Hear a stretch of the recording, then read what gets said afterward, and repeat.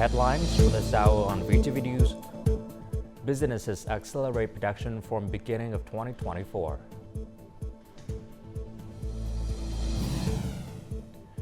Agri-tourism flourishes during 2024 Tet holiday. And in our news, Russia to provide credits to Cuba for purchasing oil and food.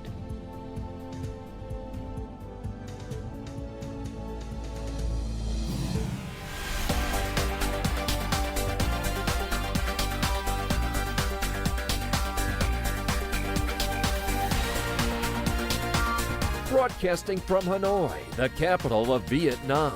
VTV News starts right now.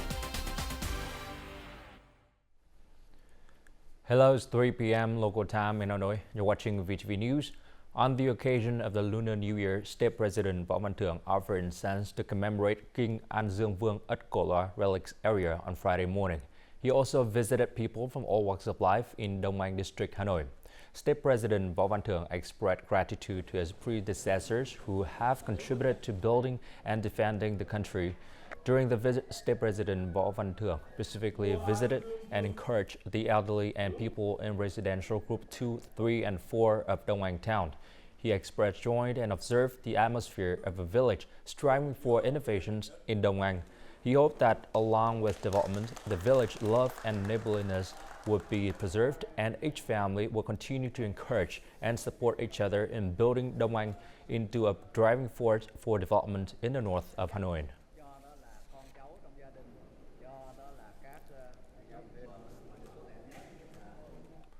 On the occasion of the 69th anniversary of Vietnamese Doctors' Day on February 27, which fell on a Friday, National Assembly Chairman Vương Đình Huệ visited the Ministry of Health. He praised the health sector for overcoming all difficulties and successfully controlling the COVID-19 pandemic. The National Assembly Chairman respectfully expressed sincere feelings and gratitude to all officials, doctors, and nurses for their efforts and contributions over the past time. He emphasized that the industry has achieved many important and comprehensive achievements, making a significant contribution to the cause of building and protecting the fatherland. He also lauded the health sector's work in building and improving institutions, policies, and legal systems, and organizing the effective enforcement of laws related to the health sector.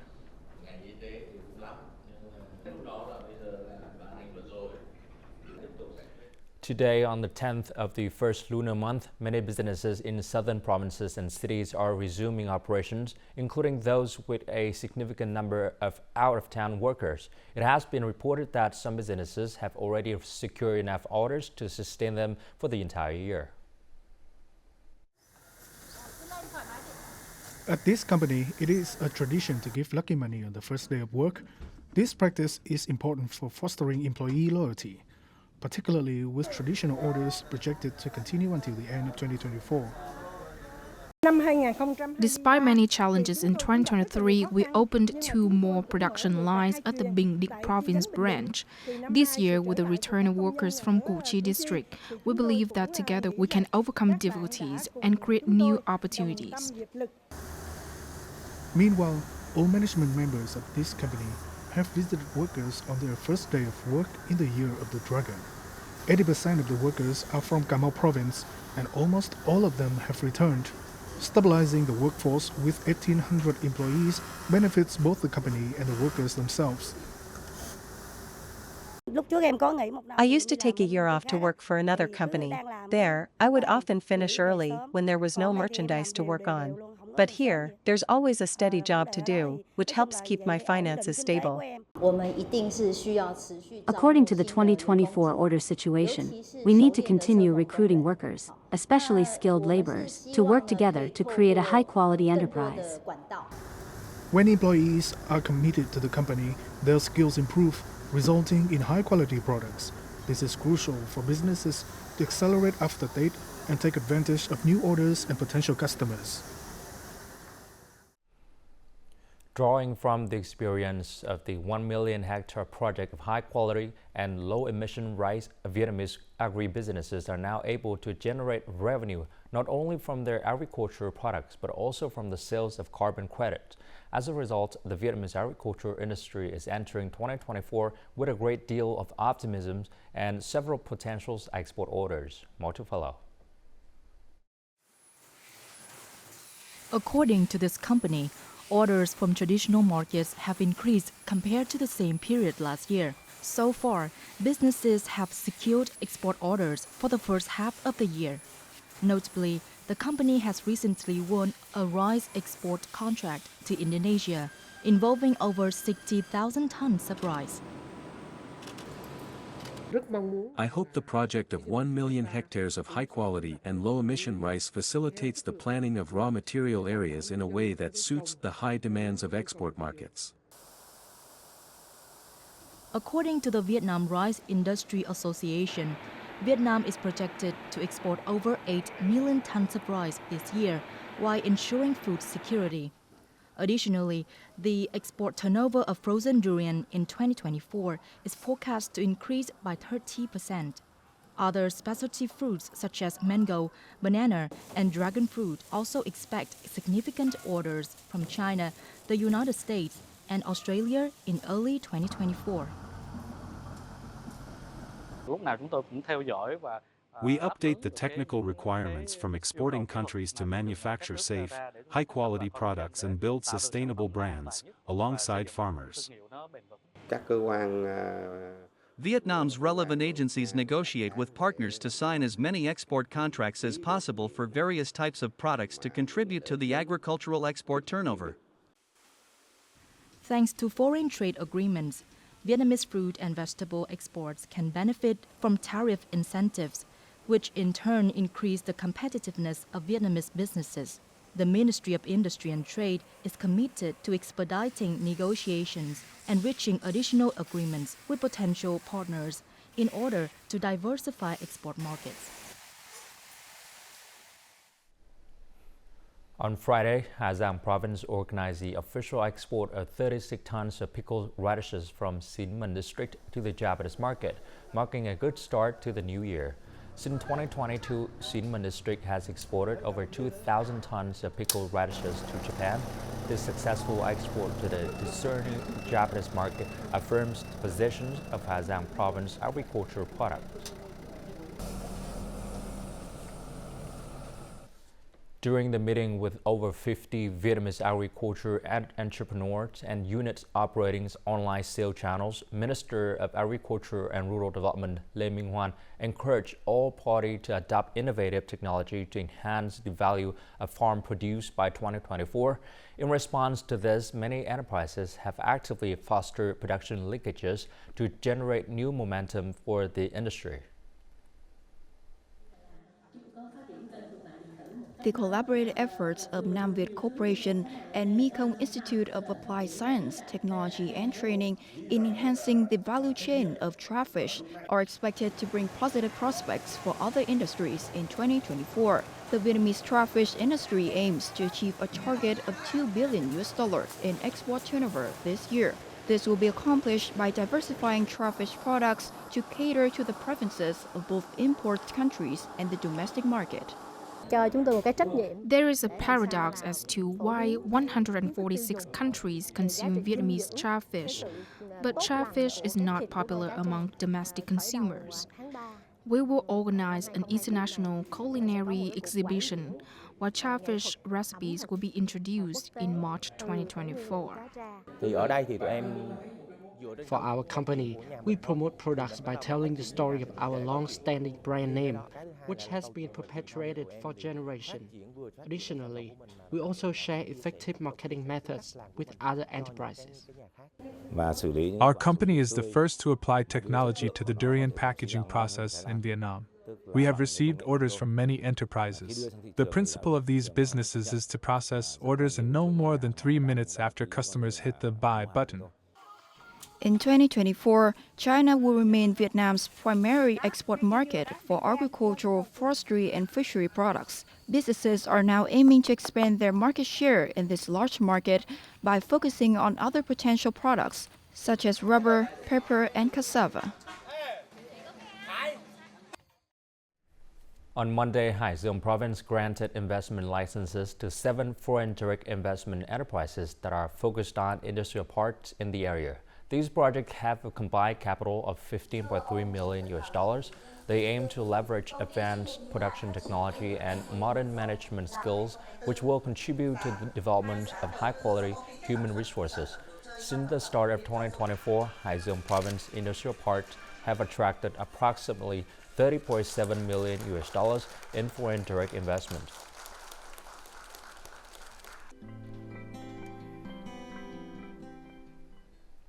And before moving on to some other news, let's take a look at foreign exchange rate for today, February 20th.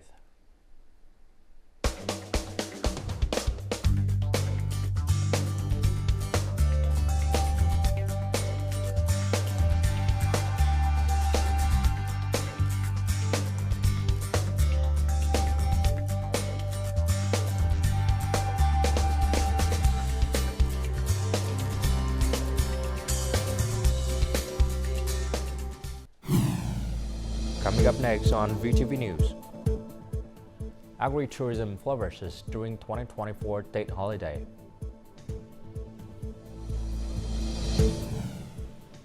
And traditional horse racing festival attracts tourists.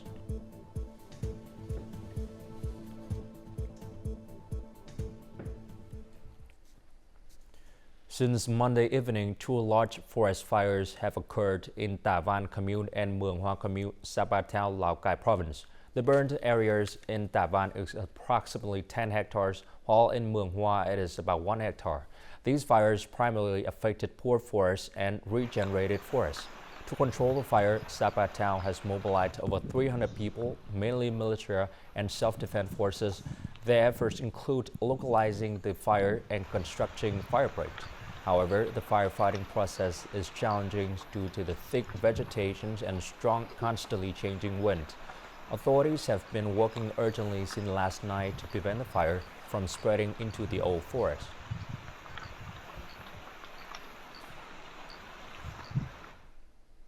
It has been 10 straight days of hot weather in the south so far. Many monitoring stations such as Thủ Dầu Một, Nhà Bè, Vĩnh Long, Cao Lãnh, and Thổ Chu have seen record temperatures in February.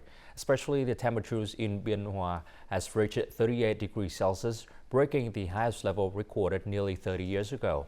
It is forecasted that this heat wave will last at least 1 more week until temperatures return to normal. The risk of forest fires, therefore, will increase in the south. Many forests are in the fire warning zones of level 4 or 5, which are dangerous and extremely dangerous levels. Meanwhile, the north is also warmer than usual. The risk of forest fires may increase in the next 1 to 2 days when the Ô Quy Hồ wind, a hot, dry wind, appears at Hoàng Liên National Park and the surrounding area. People are asked to enhance forest fire prevention and not burn fields during this time.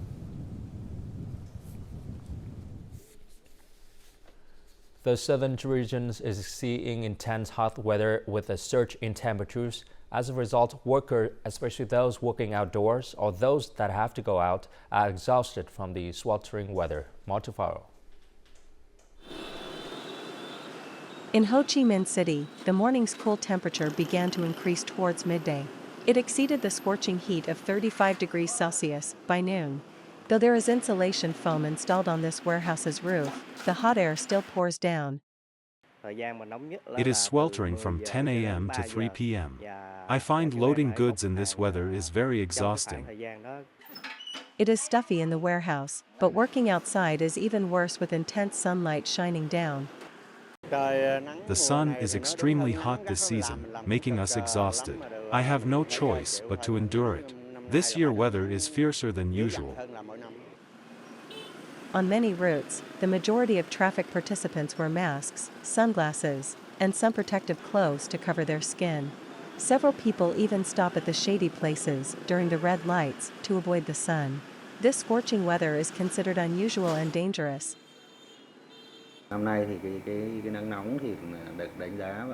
The recent hot weather has been intense and come earlier than the average in many years. It even occurred earlier than the year observing El Nino as 2015, 2016, or 2019 and 2020. This is a dangerous weather phenomenon. When our bodies are exposed to temperatures above 35 degrees, we can easily get heat stroke. It also exposes high ultraviolet radiation which can burn the skin and cause harm to the eyes. During the hot weather, it is recommended to drink water at regular intervals and cover carefully when going out.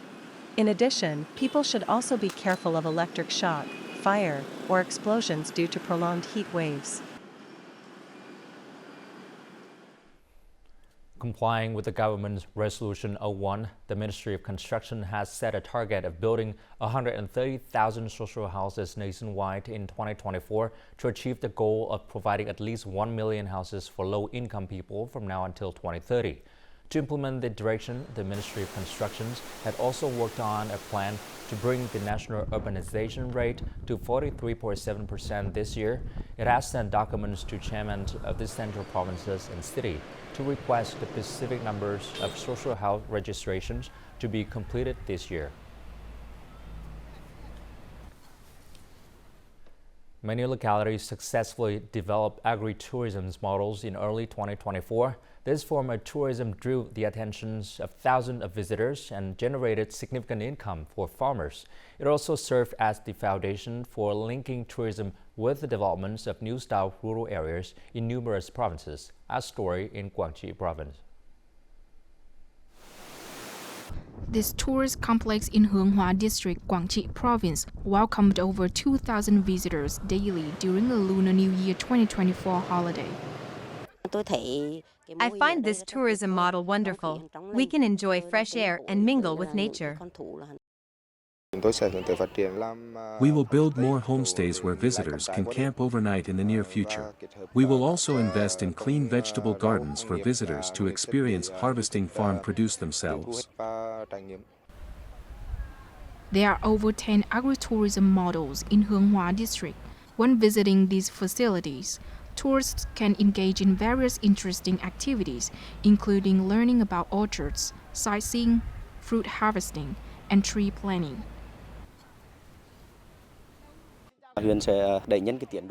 The locality will accelerate the progress of regional planning and ramp up promotional activities. The local authorities will collaborate with travel agencies to introduce more tours in Henghua District. During the Tet holiday, over 150,000 visitors experienced agritourism models in Guangxi Province.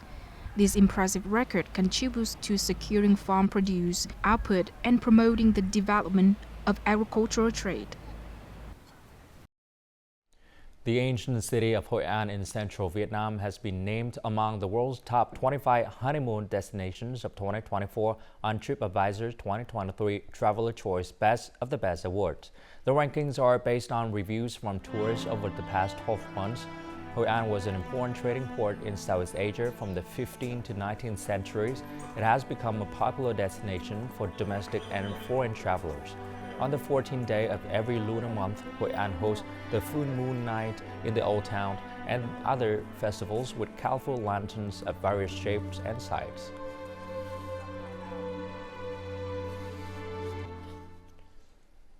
Residents of An Xuân Commune, Tuy An District, Phú Yên Province have come together to exchange livestock care tips and enjoy horse racing alongside their regular production tasks in the first month of the year. The bond between riders and farmers brings a special and enjoyable dynamic to the community. More to follow. Horse riders are the draft horses that transport agricultural products on a daily basis. Horsemen are farmers who are dedicated to working in the fields. The racetrack is a spacious level area that is surrounded by thousands of spectators. Each horse has its own pace. I only join the race to support the event, not to win any prizes. I take part in this horse racing festival to provide the audience with the most beautiful races.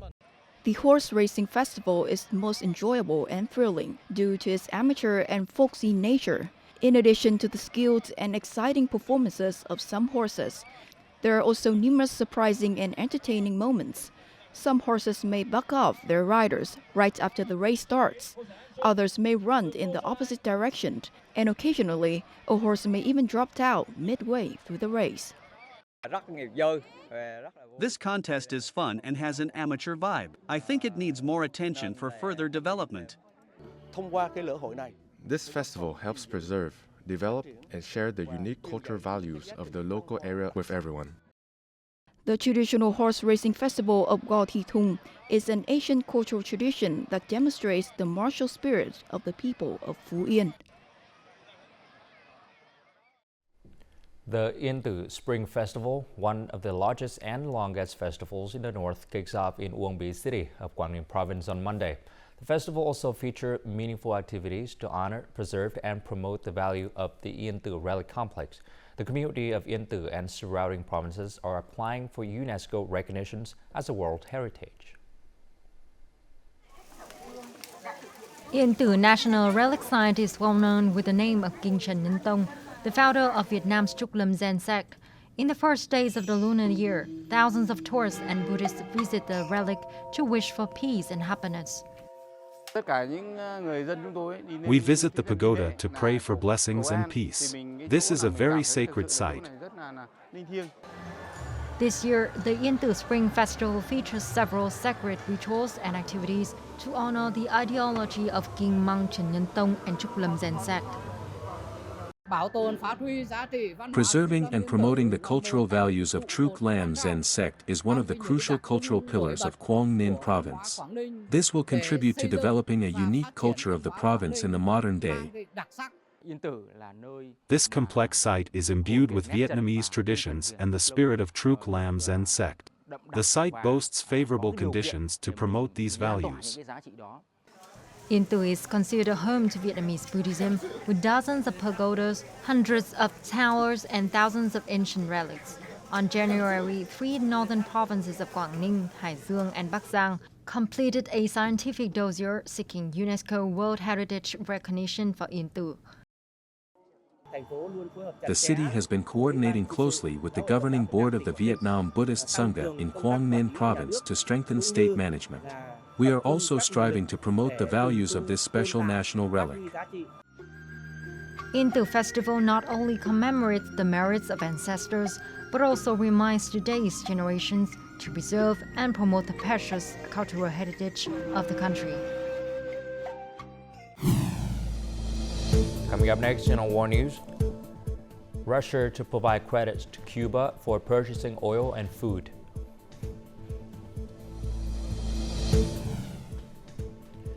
And Singapore to invest 1 billion Singapore dollars in developing AI over 5 years.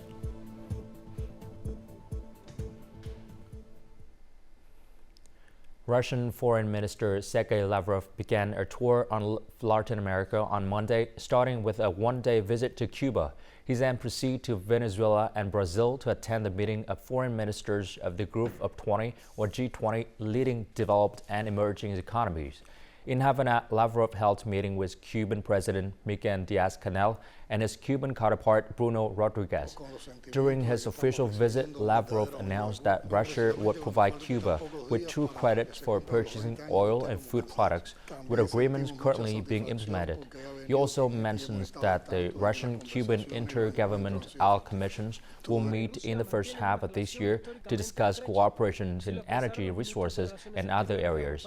Russia ranks among Cuba's top 10 trading partners, and both governments consider their bilateral relationship to be strategic.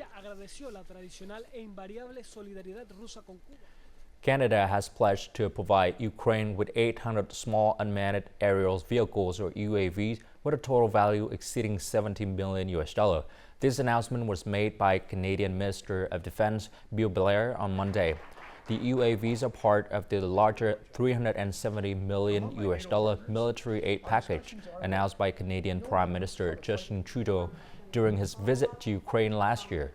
Delivery of these Canadian UAVs is anticipated to commence in the upcoming spring. Over the past 2 years, Canada has demonstrated its commitment to Ukraine by allocating $1.8 billion in military support. Yemen Houthi group announced on Monday evening that they launched missile attacks against 2 U.S. ships in the Gulf of Aden. According to a Houthi military spokesperson, their targeted ships were the Sea Champion and the Navis Fortuna. The Houthi forces also claim responsibility for a previous attack on a British ship, resulting in a sinking. Additionally, they have conducted attacks on U.S. drones in the airspace over the city of Hodeidah, Yemen. Currently, there has been no comment from the U.S. or the U.K. regarding these Houthi statements. Singapore plans to invest over 1 billion Singapore dollars, which is around $740 million in the next 5 years, to develop the artificial intelligence industry. This statement was announced by Singapore Deputy Prime Minister Lawrence Wong in his Budget 2024 speech. Singaporean Deputy Prime Minister Lawrence Wong emphasized that artificial intelligence, or AI, will be the primary driver of the country's growth. As a result, Singapore will allocate 1 billion Singapore dollars over the next 5 years to develop the computing industry, foster a highly skilled workforce, and support the AI industry. Part of the investment will be used to ensure that Singapore can secure access to the advanced chips that are so crucial to AI development and deployment. We will also work with leading companies in Singapore and around the world to set up their AI centers of excellence here. The Deputy Prime Minister of Singapore also highlighted plans to invest in upgrading nationwide broadband networks to 10 gigabits per second. This will enable the country to establish a strong and efficient infrastructure to support the implementation of emerging technologies such as artificial intelligence. And now, as usual, let's continue with the weather forecast.